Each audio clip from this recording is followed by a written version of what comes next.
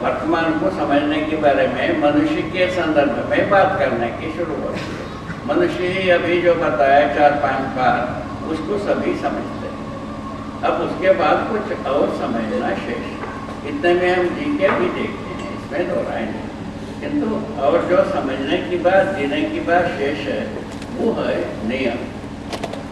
नियम कैसे वर्तमान है, नियंत्रण किससे कैसे वर्तमान है, और संतुलन किसमें किस प्रकार से वर्तमान है, इसको अपन समझ सकते हैं। उसके बाद इससे गहन रूप में इस स्थिति में माने स्थूल रूप में ये हो गया, वैचारिक रूप में ये हो जा सकती है, और उससे भी गहन रूप में ये बात को पहचान सकते हैं, वर्तमान व अस्तित्व, होना रहना, इस बात पर वर्तमान को पहचान सकते हैं। होने रहने के रूप में वर्तमान को पहचान सकते हैं। इसमें पहचानने का मतलब है ज्ञान। हम जो कुछ भी पहचानते हैं, अभी जो बात कहा स्थूल रूप में, धरती निरंतर वर्तमान है, इसके एक ज्ञान है, स्थूल ज्ञान है।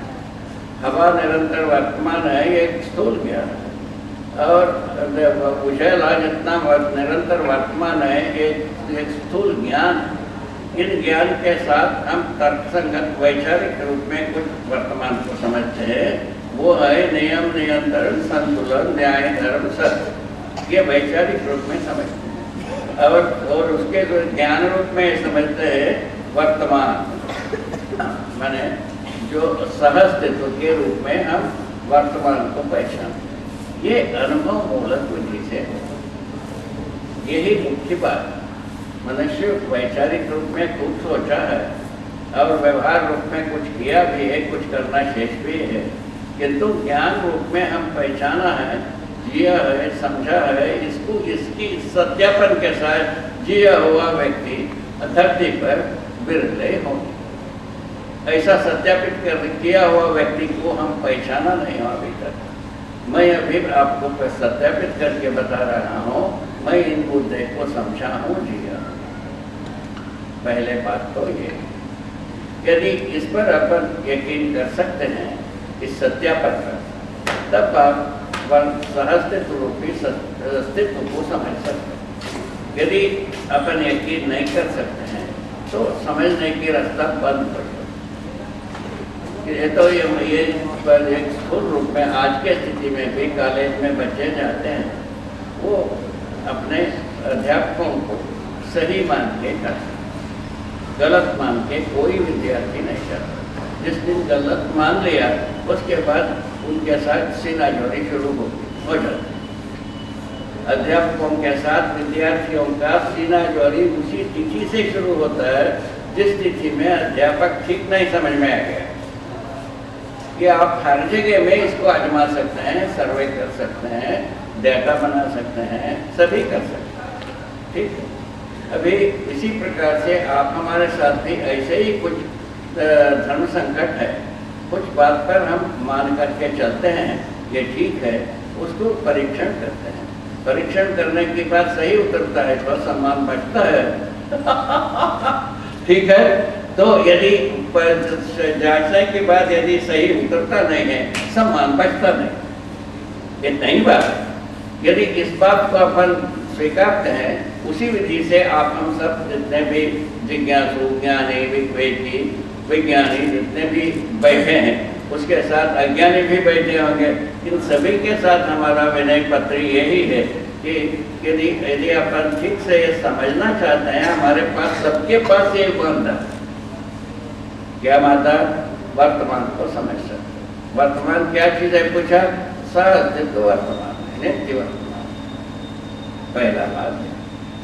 इसका जो समझने वाला कौन है, मानव ही है, दूसरा कोई नहीं।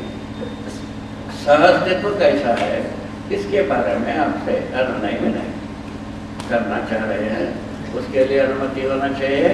तो सहअस्तित्व इस प्रकार से स्थिति में है कि एक व्यापक वस्तु अस्तित्व है, जिसको हम ईश्वर, परमात्मा, ज्ञान, ये सब नाम दे सकते हैं। इसको हमने और कुछ नाम दिया है, सामयिक ऊर्जा।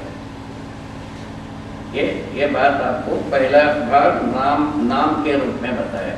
वस्तु के रूप में क्या है, सब जगह में व्यापक वस्तु, उसको कैसा पहचाना जाता है? आप हमारे बीच की दूरी के रूप में, हर वस्तु के परस्परता के रूप में, जो दूरी के रूप में पहचान में आता है पहले। उसके बाद जो है ना, इसी में हम डूबे हैं, ये भी समझ में आता है। घिरे हुए हैं, ये भी समझ में आता है। उसके बाद भीगे हुए हैं, ये समझ में आना मुख्य मुद्दा। इस व्यापक वस्तु में हम सब ज्ञानी अज्ञानी विज्ञानी जो कहलाते हैं, वो सभी भीगे हैं, ये बात समझ में आना मुख्य मुद्दा। इसको कैसा पहचाना जाए तो उसके लिए हम देखा है, समझा है, वो व्यापक वस्तु आर पार रहता है।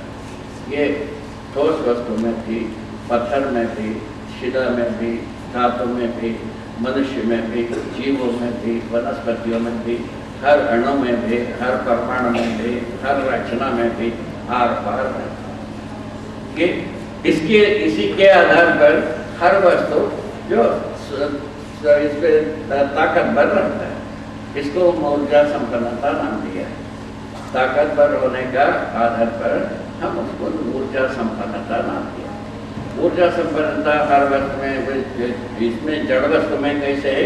चुंबकीय बल रूप में है। हर जड़ वस्तु माने रासायनिक भौतिक वस्तु में जितने भी वस्तुएं अस्तित्व में हैं, उन सब में चुंबकीय बल के रूप में विद्यमान है। और चैतन्य वस्तु में आशा के रूप में शुरू होता है, विचार के रूप में होता है, इच्छा के रूप में होता है, और बोध के रूप में होता है, और अनुभव के रूप में होता है, प्रमाण के रूप में। इतने स्वरूप में एक विद्या प्रकट होता है। क्या चीज? वर्तमान होने का नाम है वर्तमान, रहने का नाम है निरंतरता। होना रहना आप हमको बोध होता है, हम सब हैं, इसका स्वीकृति होना। हम कैसे हैं वो रहना। हम कैसे हैं के बारे में पूरा अस्तित्व का 4 भाग में हम देखा है। वो मनुष्य ज्ञानावस्था में है, समझदारी के साथ रहता है। समझदारी यदि नहीं है, भ्रमपूर्वक रहता है। भ्रम से भ्रमपूर्वक रहना, या नहीं तो ज्ञान जागृत पूर्वक रहना। 2 ही स्थितियां हैं, इसमें तीसरा कोई स्थिति नहीं। इन जागृत पूर्वक समझदारी पूर्वक जी पाता है, उसका नाम है जागृति। और समझदारी को यदि कहीं ना कहीं टूटती है, उसका नाम है भ्रम। तो समझदारी और भ्रम के बीच में कोई दूरी नहीं है, वो होगा ऐसा ही जैसा हमारा हाथ है, ये भाग ये अब विभाजित नहीं होता। विभाजित हो जाने के बाद हमारा हाथ रहा वो नहीं करेगा। इस प्रकार से मनुष्य के सामने वर्तमान निरंतर होने रहने के रूप में है। होने के रूप में जो मनुष्य जो है ना, ज्ञानावस्था में है, संपूर्ण जीवावस्था में है, संपूर्ण वनस्पति संसार प्राणावस्था में है, और संपूर्ण भौतिक वस्तु पदार्थावस्था में गणना में आता है।